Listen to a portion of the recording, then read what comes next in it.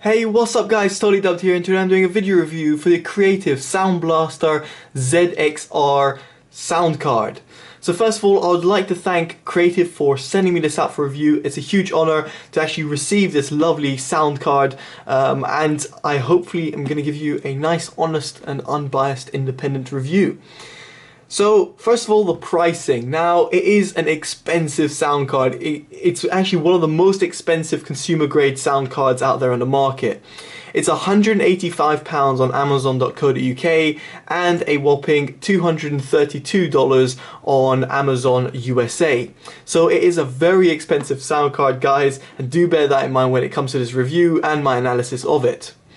So what you get in the box? Well, you can see the box over here, but what I'm actually going to show you is a picture that I took, and I'm going to show you on the PC. The reason I'm going to do this is because the sound card is actually installed on my PC. I thought it's kind of pointless taking the sound card out and showing you when I could actually show you very high-res pictures of it, because it's the same sort of job. Now, what you get is two different sound cards, so to speak.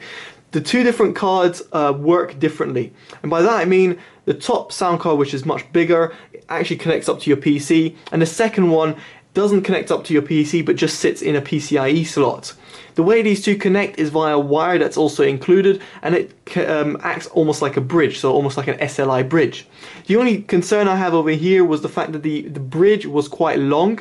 It's not a massive issue, because obviously you might have the cards positioned in completely different places on your PC, but it just would have been nice to have a shorter length cable, which is really the distance between two PCIe slots.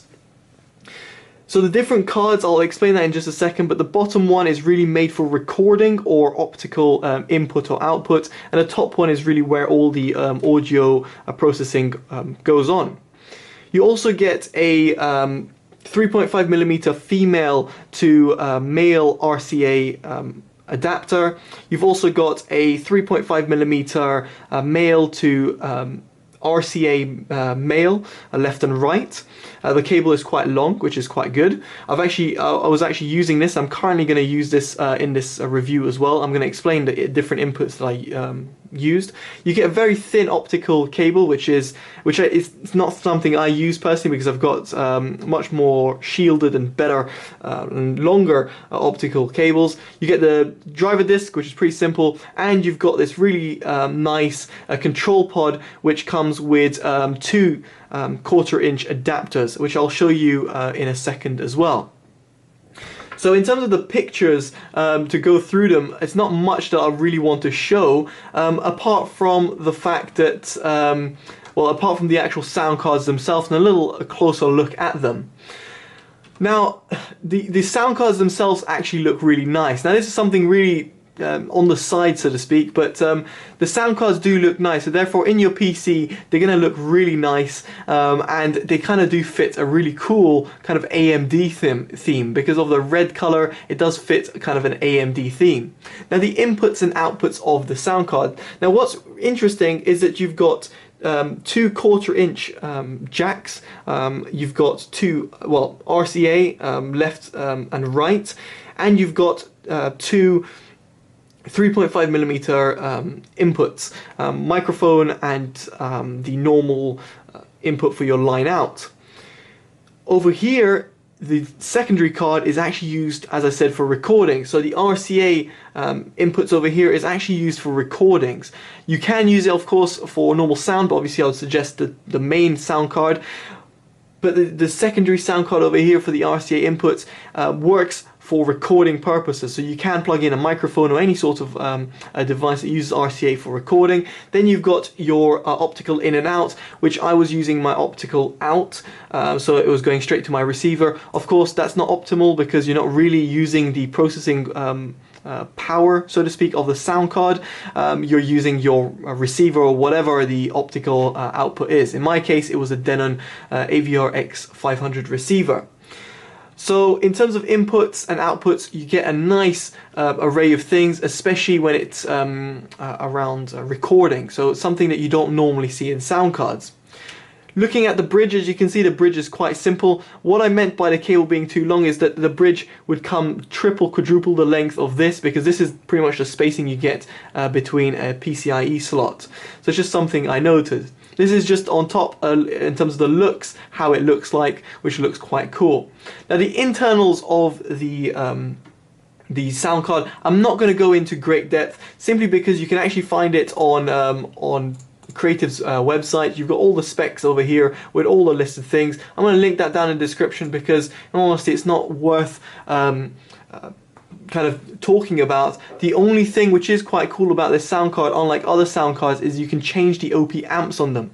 Now for people which don't know what that is, that's essentially the little chips which are placed on the around the sound card. Various things can be changed, and that does change the sound quality for good and worse, so it really depends on you. I didn't change any of them simply because it's an additional cost, and on top of that it's not really part of the review of a product, because I'm reviewing a product, not the other external amps that you could actually buy to either enhance or decrease the quality of the sound. A lot of people do this in terms of modding, but you just have to have basics knowledge of electronics in order to do that. It is pretty simple as far as I'm aware, but just something you should bear in mind, that this sound card does give you that capability. So for people which are a little bit more geeky or want a better sound, they can do that, or want to modify the sound.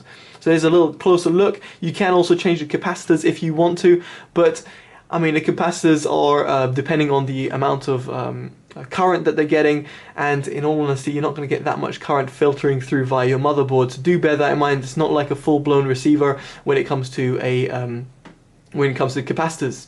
Again, just showing this bridge thing, as you can see the cable is a lot longer, and I did shove it in just above my PSU, so it did look quite neat, but it's just something you should bear in mind. As you can see, I've got the GTX 960, which is a red theme as well, and it does kind of fit the theme of it. You can't really see the sound cards here, but if I'd placed them above, you would have been able to see that, so it looks quite nice. So that's really to do with that's all to do. I could really talk about the pictures and the look of the sound cards and the inputs and outputs and an overview of them, but how does it actually perform, and obviously the most important part of all of this. Now before getting into that, I do want to look at the software a little bit, because I do feel it does play a huge part in it. So if I just zoom in just a little bit, you'll be able to see the software in a little bit greater detail. Now as you can see on the left hand side, I've got the input selected as the speakers of the ZxR. So that is coming right now. The way I've got it set up is a 3.5, well, I've got that little adapter that they provided, the double adapters, which is not ideal, but I've got RCA input on my Denon X500 receiver. That connects up to the 3.5mm to RCA adapter that's also provided in the package, and that connects up to the sound card in its main sound card slot, if that makes sense. Not the recording part, the normal one, so the RCA. And that's what gives me this setting over here. This one on the other hand is the optical output. It's the optical, goes again straight optical from the sound card straight to the receiver. Of course, if I'm doing optical, it kind of bypasses anything the sound card can do. So any settings I do over here via when it's connected via optical doesn't reflect. So I've not selected over here, but I do have it selected. I do have it as an option if I wanted to. So now the software in a little bit more detail. Now the SPX Pro Studio is actually very nice. I quite like it. They've even got a little demo, which if I just play, you'll be able to hear in the background. And you can set little settings whilst it's doing it. And it changes the sound. It might be quite hard for you guys to hear that, but it does change the sound based on what you're doing it in real time, which is really nice. On top of that, you can just see a little explanation of what it does. And I did use the crystallizer, but I used that only 30% rather than the 60-odd% that it's normally at. The crystallizer just kind of gave a little bit more life, almost as the description was given there. And again, the crystallizer only worked when it was connected via 3.5mm or an RCA jack. I didn't use the base Smart Volume or Digital Plus just because I felt that it kind of altered the sound in a way that I didn't really like. Now the crystal voice was actually quite interesting, and I've actually got quite a few recordings for you guys to hear. So what I want you guys to do is just quite literally listen out for the different tests I did on the crystal voice via my speakers, via my camera. Again, not perfectly ideal, but hopefully you guys can hear it. So I'm just going to go back a little bit and then turn up the volume and then play these out.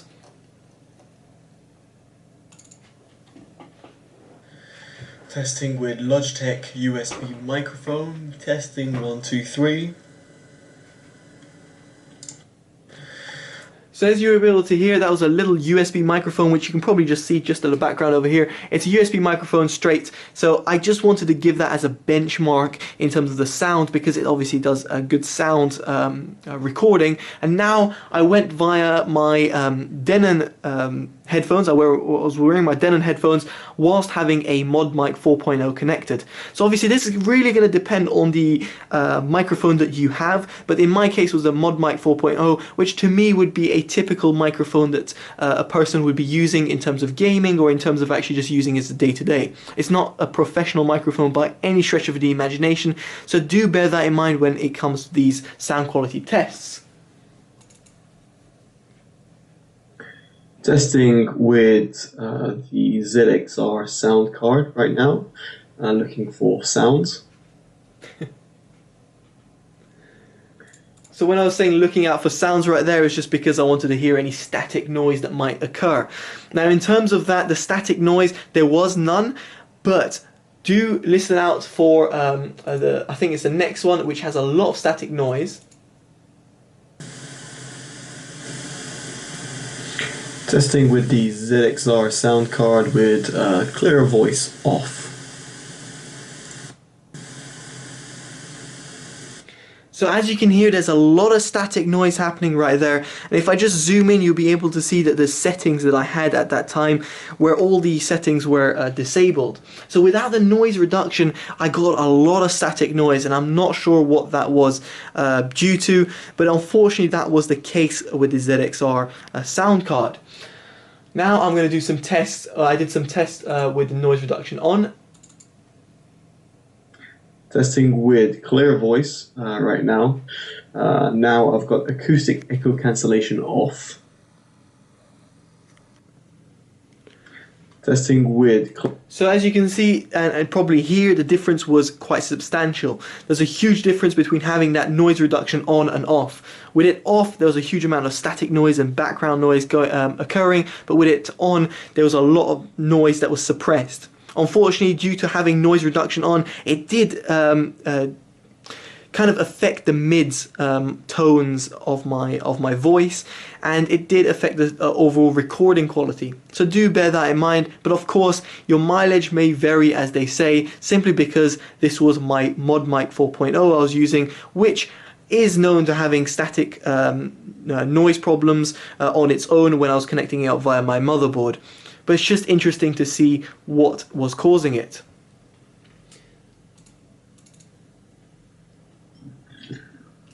Now this test, well, it wasn't really a test, it's more of a demonstration. I put the FX sound tick on, which essentially gives you the option of changing your voice. Now this is a really gimmick sort of feature, but it's always fun around when you call friends or family, so I'm just going to go through a few of these. Testing with Alien Brute as an Alien Brute.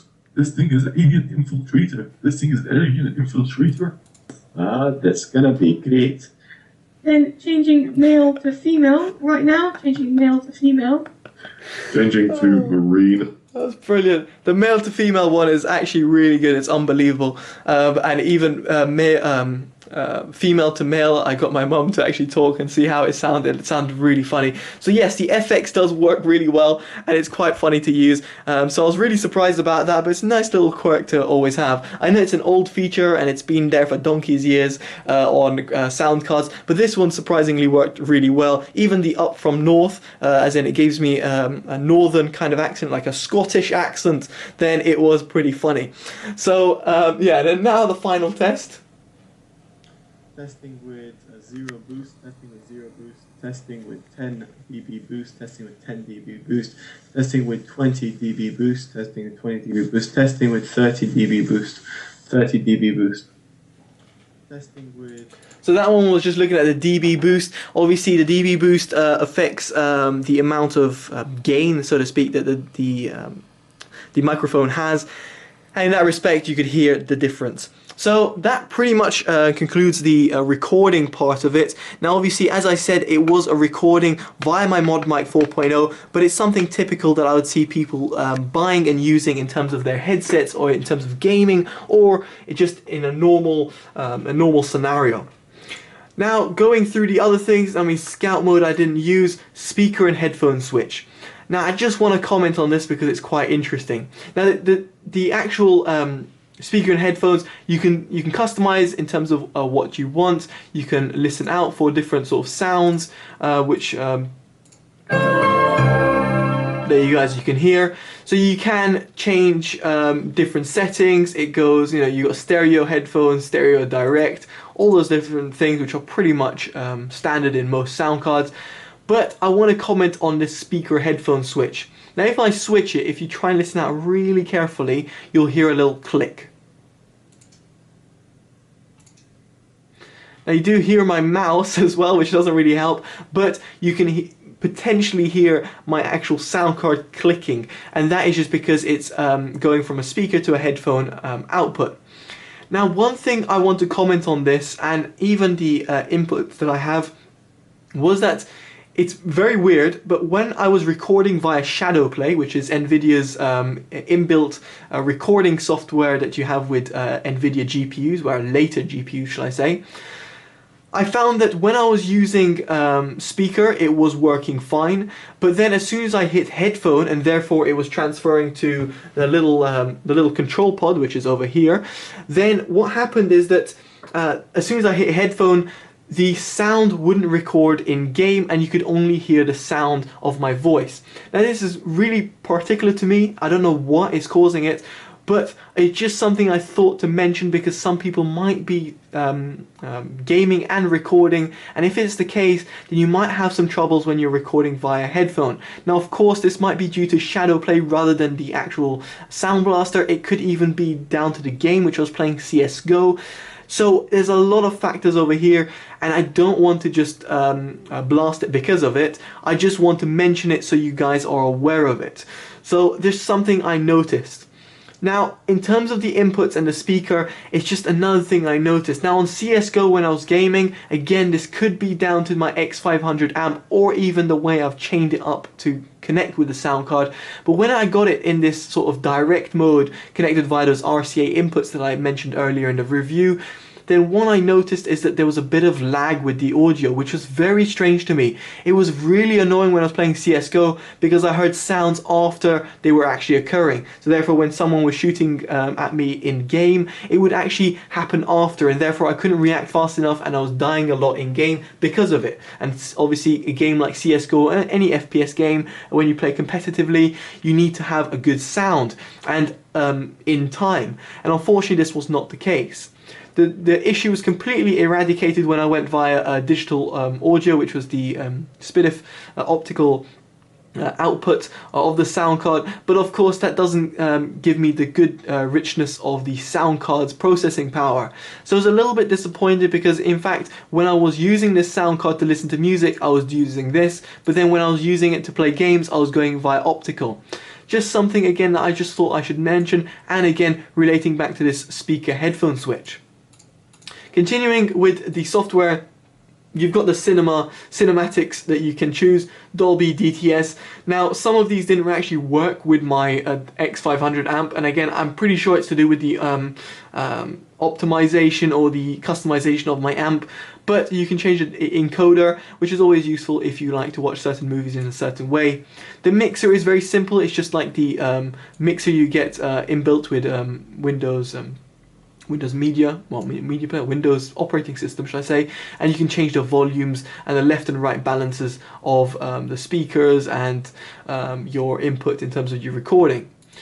Finally, you've got an equalizer, which is very useful. You can EQ it however you want, and you've got all different types of EQ over here, which is very nice. Therefore, you can set it to your preference, and on top of that you got inbuilt preferences that come with it. Personally, I don't like using EQ, so I left it off completely. And in terms of advanced feature, you just got stereo mix to digital output. Apart from that, you can set different profiles, which is always useful in terms of different games, but it's something I didn't really use. So to conclude with the software, I felt the software was very complete. It really worked very well, and of course it did have some minor things that I noticed that felt like kind of glitches, but that could have been down to other external factors. Now overall, how's the sound quality? Now the sound quality in terms of the listening sound quality, the output sound quality was sensational. I really did like the sound. But how does it compare to cheaper sound cards out there, because it's quite expensive? Now what I could compare it to was a Zonar D1 sound card. Now why I say the D1 is because I actually sold off my DX sound card, but the DX and D1 are identical in terms of specs. They're just different way they connect. So the D1 sound card sounded a little bit duller and a little less flat sounding. It was a little bit more recessed in its mids, and of course that didn't have any sort of recording options in terms of, you know, those optical inputs and outputs and all the RCA inputs that you'd have. So in terms of the sound quality, I did find that the ZxR was better, but it was marginally better. It was very much, it took a very good ear to hear this, and it very much a lot of attention, and on top of that you needed the right bit rate in terms of songs to actually justify that difference. In terms of recording quality, it was good, hit and miss sometimes when it came to my my setup with the mod mic, but again that might depend on me rather than the sound card itself. Personally, when the settings were right, I felt that the sound was very good. It's not something I would use in terms of a professional recording suite, but it's something I would use as a consumer gaming, you know, enthusiast type of grade of recording. So overall the sound quality is very good. The components are good as well within them, and I actually read online that the components in the sound card itself, if you were to buy them aftermarket, are around £100 on its own. So you are getting good value for money with your £190 or £180 purchase. So overall, I do recommend this sound card for a lot of people. However, it is very much niche when it comes to its price tag. You're paying pretty much double in comparison to my Zonar DX and D1, or the Z range or the ZX range from Creative themselves, and that difference is only justified if you're really going to be using all the features. And by that I mean if you're going to be using, for example, ASIO, which is something that professional people might use for recording, or you're going to be using the actual recording functionalities, or you're going to be listening to music that's very much at a high bit rate or recorded at a very good standard. So for example, listening to FLAC rather than 320 KB. You know, people might argue there's no differences between them, but there is a difference. I just personally choose to stay on 320 or 256 because the differences are not big enough for me to hear on a daily basis. So in other words, if I A/B'd them, of course there'll be a difference, but if I hear them on a daily basis, I won't. So in other words, this is very much a high-grade sound card that's really used for enthusiasts and people that are really serious about audio and have got the gear and the music to actually benefit from it. Gamers will probably be overspending with such a sound card, and people that are just casual people that listen to normal audio, for example like myself, despite having good audio equipment, won't really benefit from the sound card over other sound cards which would give you a very good sound for half the price. So overall guys, great sound card, really built for purpose, so do bear in mind when you make that purchase. If you like this video, make sure you give it a nice